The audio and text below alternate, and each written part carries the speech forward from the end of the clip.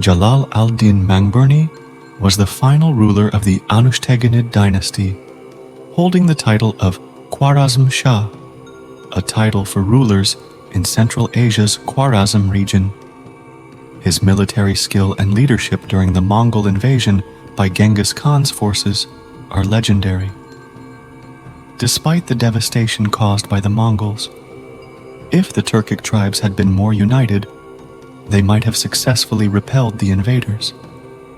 The Khwarazmshah title, with origins in Iran, was significant in the region, held by various families over time, with the Anushtaginids being the most notable. Till today, Jalal al-Din's stand against the Mongols symbolizes resistance and bravery, marking him as an exceptional general. His story is captured in the writings of his secretary, Shihab al-Din Muhammad al-Nasawi, offering insight into his life and the challenges he faced. Born in Balkh, now in Afghanistan, Jalal al-Din came into prominence in the year 1215 when his father divided his empire among his sons, giving Jalal al-Din control of the southwest, which was part of the former Ghurid Empire. By the year 1220, he had ascended to the throne, demonstrating his competence as both a ruler and a military strategist, just as the Mongol Empire began its conquest of Central Asia, including the Khwarazmian Empire. This period was turbulent for the Islamic world, for the Muslims were still reeling from the Crusades, only to face the Mongol invasion. The Khwarazmshahs, originally governors under the weakening Seljuks, found themselves on the front lines against Genghis Khan's expansion. With the Seljuks' decline, Central Asia lacked a strong defense against the Mongol onslaught, leaving cities like Urgence, the heart of Khwarazm, vulnerable. Jalal al-Din, leader of the Khwarazmian army, initially sought peace with the Mongols. However, Genghis Khan refused to treat him as an equal, leading Jalal al-Din to retaliate with attacks that escalated into war. This conflict began with Jalal al-Din's forces capturing a Mongol trade caravan and executing Mongol messengers, actions that provoked Genghis Khan's wrath. Jalal al-Din proved to be a skilled military strategist, excelling in guerrilla tactics. He led quick, hit-and-run attacks against the Mongols, avoiding direct confrontation with their superior forces. His leadership and ability to inspire his troops were crucial, rallying them to fight against overwhelming odds without giving in to defeat. Despite internal challenges, including betrayal by his own nobles, Jalal al-Din continued his resistance.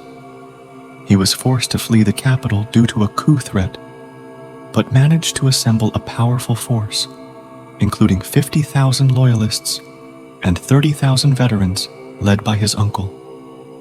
This army allowed him to launch significant counterattacks against the Mongols.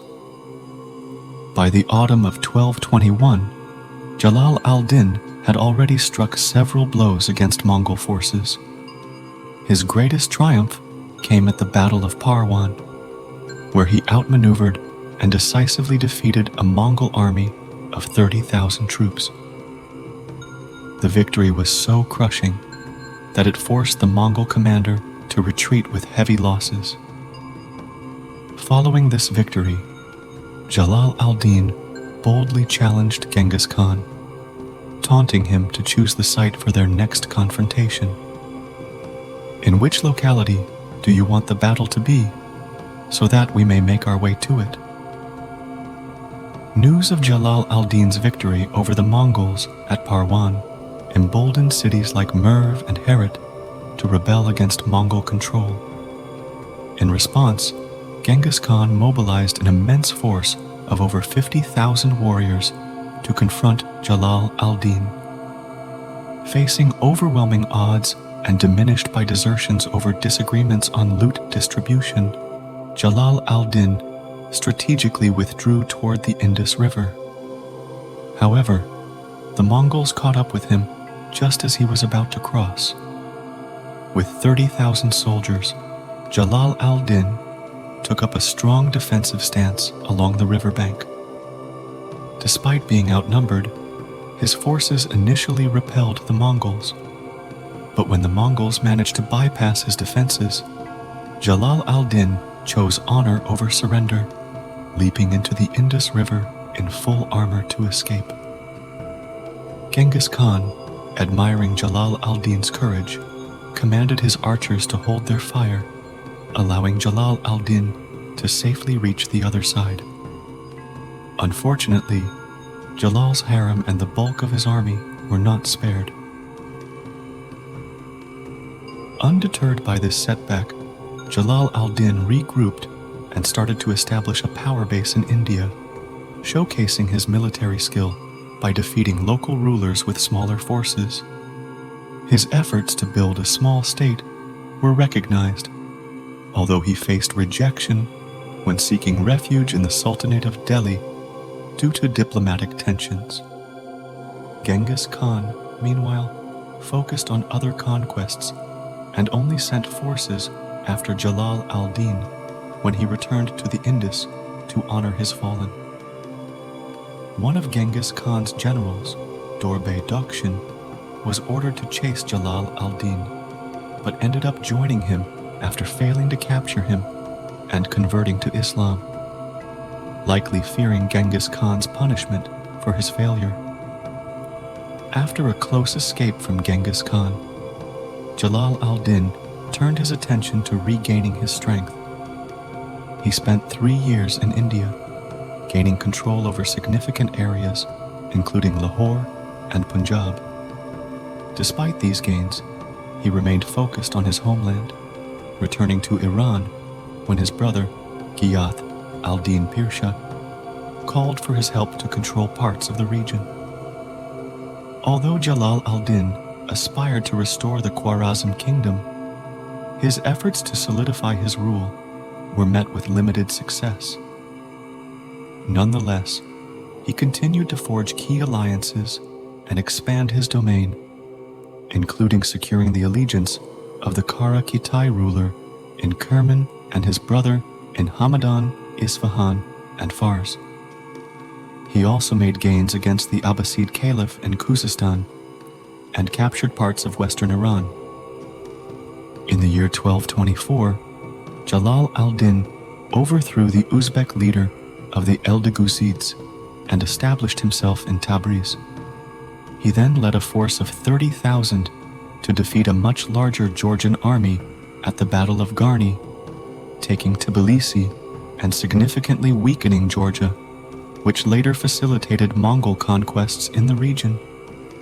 Despite the brutality of the campaign, Jalal al-Din was driven by a singular goal: to defend and rebuild the Khwarazm kingdom against all threats, including the Mongols, local pretenders, and the Seljuks of Rum.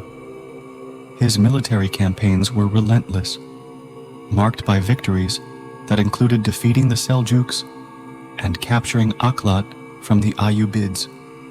However, his successes were repeatedly challenged by Mongol invasions and internal betrayals, including a rebellion by his own brother. Despite all these obstacles, Jalal al-Din managed to fend off numerous attacks until his defeat by the Seljuk Sultan Ala al-Din Kaikubad I at the Battle of Yassisemen in the year 1230, which was located between Sivas and Erzincan. Following this defeat, Jalal al-Din sought refuge in the Sylvan Mountains, where his life ended at the hands of a Kurd seeking revenge. His territories were then absorbed by the Seljuk Sultanate of Rum, and the Mongols eventually took control of the region. Despite his failure to restore the Khwarazm kingdom, Jalal al-Din's tenacity and courage have left a lasting imprint on history, symbolizing the essence of resilience in the face of great challenges.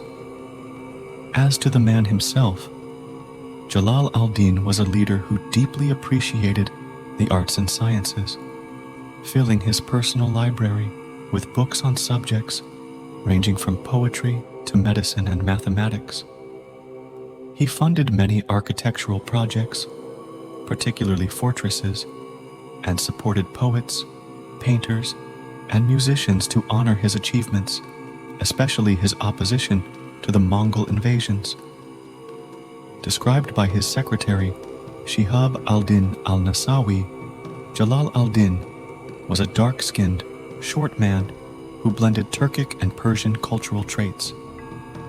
His standout quality, however, was his exceptional bravery in battle, earning him great respect from his soldiers for his fearless leadership. Despite his combat prowess, he was known for his calm and gentle nature, never quick to anger and always composed, even under pressure. Jalal al-Din was also compassionate, caring personally for the injured and needy among his people and soldiers. His resistance played a crucial role in delaying the Mongol advance, allowing other realms to fortify their defenses. Esteemed for his military genius and courage, historians like Minhaj-e-Siraj Jujani and Yaqut al-Hamawi praised him, although his rule was critiqued for poor diplomacy and leadership, leading to the eventual loss of his empire to the Mongols. Jalal al-Din also employed clever tactics beyond direct combat, including diplomacy, deception, and psychological warfare to undermine the Mongols, forcing them to alter their usual swift invasion strategies. This adaptability in Jalal al-Din's resistance strategy is noted to have influenced the Mongol approach to conquest in Central Asia. Genghis Khan, upon learning of Jalal al-Din's death, turned to his sons to express his admiration for Jalal al-Din's valor and said, "How proud is a father to have had such a son."